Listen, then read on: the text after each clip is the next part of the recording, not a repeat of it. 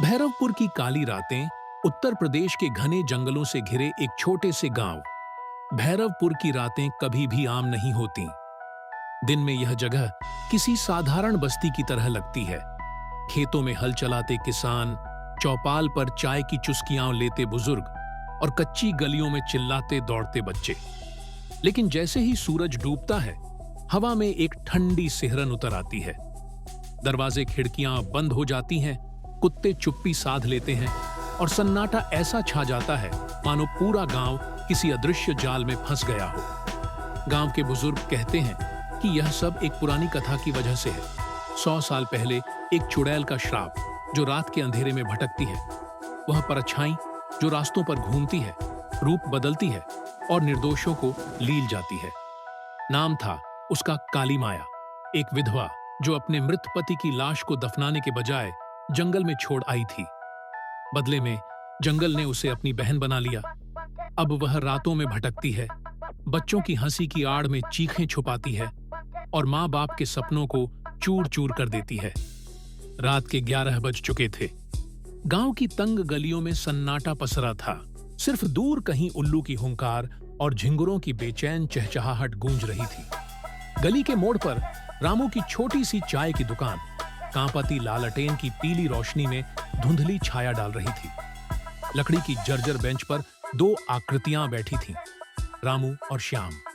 रामू गांव का चाय वाला जिसकी आंखों में हमेशा एक पुराना डर झलकता था। श्याम खेतों का मजदूर जो रातों को नींद से ज्यादा कहानियों का शौकीन था। अरे श्याम, तूने कभी उस पुराने बरगद के पेड़ के नीचे रुककर सुना है? रात के सन्नाटे में वहां से आती है वो फुसफुसाहट, जैसे कोई औरत नाम पुकार रही हो। लोग कहते हैं वो काली माया ही है। बरसों पहले हवेली में मरी थी वो, लेकिन लाश तो कभी मिली ही नहीं।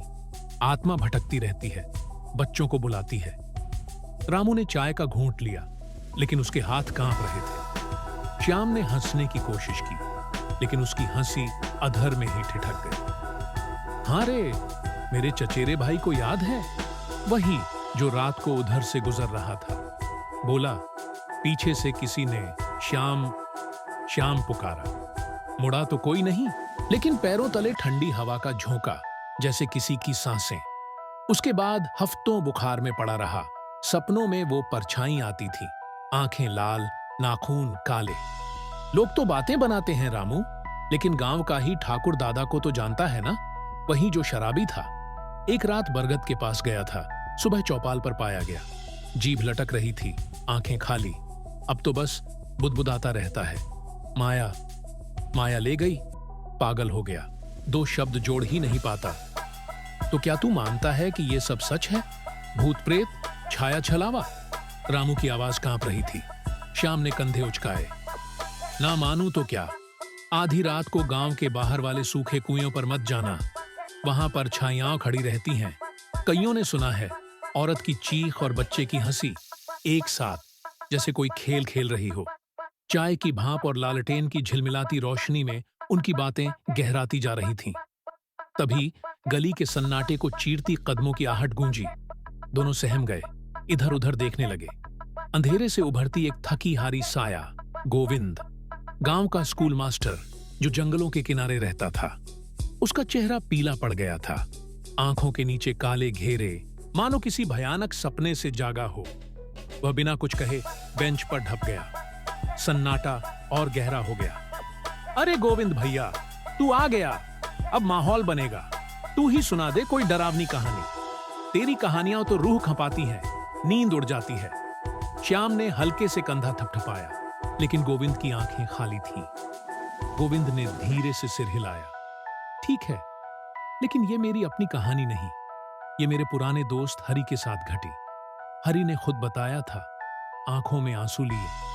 लेकिन आज भी सोचता हूं तो रोंगटे खड़े हो जाते हैं। ये कहानी भैरवपुर की उन रातों की है जहां डर सिर्फ कहानी नहीं, हकीकत बन जाता है। भैरवपुर से 20 किलोमीटर दूर जंगलों का रास्ता। रात के 10 बज चुके थे। हवा में ठंडक घुली हुई थी और आसमान से बूंदें टपक रही थीं। बारिश का आगमन। हरि का छोटा सा घर मिट्टी का बना, कोने में एक तेल का दिया जल रहा था। हरि गांव का साधारण किसान अपनी पत्नी राधा के साथ बेटे छोटू के बिस्तर के पास बैठा था। छोटू सिर्फ 7 साल का, बुखार से तप रहा था। सांसें भारी, चेहरा पीला। राधा के हाथ कांप रहे थे, आंखों में आंसू। हरी, छोटू की हालत बिगड़ रही है। ये गांव का वैद्य कुछ नहीं कर पाया। शहर के डॉक्टर को दिखाना होगा। राधा की आवाज में घबराहट थी। हरी ने सिर झुकाया। गांव की चौपाल पर बुजुर्गों की बातें याद आ रही थीं। रात का वो रास्ता जहां काली माया भटकती है। राधा, डर तो मुझे भी लग रहा है, लेकिन छोटू, वो हमारा लाल है। मैं साइकिल पर उसे लेकर निकलता हूं। तू घर पर दुआ कर। अकेले इतनी रात को वो रास्ता? ठाकुर दादा की तरह मत हो जाना। राधा ने हरी का हाथ पकड़ लिया। चिंता मत कर, मैं हिम्मत रखूंगा। छोटू का बाप हूं ना मैं। हरी ने छोटू को गोद में उठाया। बच्चा बेहोश सा था, लेकिन हरी के सीने पर सिर टिका दिया। राधा ने दरवाजा खोला, आंखों में आशा और डर का मिश्रण। बाहर बारिश तेज हो चुकी थी। रास्ता काला था, जैसे कोई गहरी खाई। जंगल के पेड़ साए फेंक रहे थे, हवा में पत्तियों की सरसराहट। हरी साइकिल चलाता जा रहा था, छोटू को एक हाथ से थामे। बूंदें चेहरे पर चाबुक की तरह लग रही थीं। बस थोड़ी देर, लाल, पापा तुझे बचा लेगा। लेकिन मन में डर पनप रहा था। गांव की कथाएं गूंज रही थीं। काली माया जो रूप बदलती है, कभी बूढ़ी अम्मा, कभी अपनी ही बीवी, बच्चे को ललचाती है, फिर गायब। बारिश थम गई, लेकिन अंधेरा और गहरा हो गया। अचानक रास्ते के किनारे एक साया, एक बूढ़ी औरत टोकरी लिए बैठी। बेटा रुक जा, ये टोकरी भारी है, हाथ कांप रहे हैं, मदद कर दे। हरी रुक गया। छोटू की सांसें कमजोर हो रही थीं। अम्मा, मेरा बेटा बीमार है, शहर पहुंचना है, माफ करना। अरे नेक लड़का लगता है तू, बस थोड़ी मदद, दुआ दूंगी तेरे बेटे को। औरत की आवाज मीठी थी, लेकिन आंखें छिपी हुई। हरी उतरा, टोकरी उठाई, लेकिन अचानक हवा का एक ठंडा झोंका। टोकरी खाली, औरत गायब। हे राम, ये क्या? दिल की धड़कनें तेज, पीछे मुड़ा, कोई नहीं, लेकिन दूर से एक हंसी की गूंज, बच्चे जैसी। छोटू की। साइकिल पर चढ़ा, पैडल मारे, लेकिन चेन जंग खा गई, टूट कर गिर पड़े। नहीं, अब क्या? झुका चेन जोड़ने को, तभी सामने से आया। राधा, हूबहू वैसी ही, साड़ी भीगी, आंखें डरी हुई। हरी, तू यहां? मैं डर गई थी घर पर। एक परछाई पीछा कर रही थी। छोटू को दे मुझे, तू साइकिल ठीक कर, जल्दी, वो आ रही है। हरी स्तब्ध। राधा, तू कैसे? लेकिन थकान, डर, बच्चे की हालत, सोचने की फुर्सत न थी। हाँ, ले, संभाल। छोटू को थमा दिया, चेन जोड़ी, साइकिल दौड़ाई, लेकिन कुछ ही दूर पर खटका। पीछे देखा, राधा नहीं, उसके स्थान पर काली माया। चेहरे पर सड़न, आंखें लाल चमकती, नाखून लंबे काले। छोटू उसके कब्जे में, लेकिन बच्चा हंस रहा था, अस्वाभाविक हंसी। पापा, खेलते हैं? छोटू, मेरे लाल को छोड़। हरी चीखा, दौड़ा, लेकिन पैर लड़खड़ाए, गिरा कीचड़ में। माया की हंसी गूंजी, चीखों से भरी। तेरा लाल अब मेरा है, जंगल में आएगा, हमेशा के लिए। हरी भागा, ठोकरें खाता। जंगल के पेड़ साक्षी बने, शाखाएं जैसे हाथ फैलाए। माया, हाथ जोड़ता हूं, मेरी जान ले, लेकिन छोटू को न छू। आंसू बह रहे थे, दूर से कुत्तों का रोना, उल्लू की पुकार। तभी पगडंडी पर साया, माया बैठी, छोटू गोद में। बच्चे की आंखें खुली, लेकिन खाली, मुस्कान ठंडी। नहीं, मेरा बाबू। हरी घुटनों पर गिरा।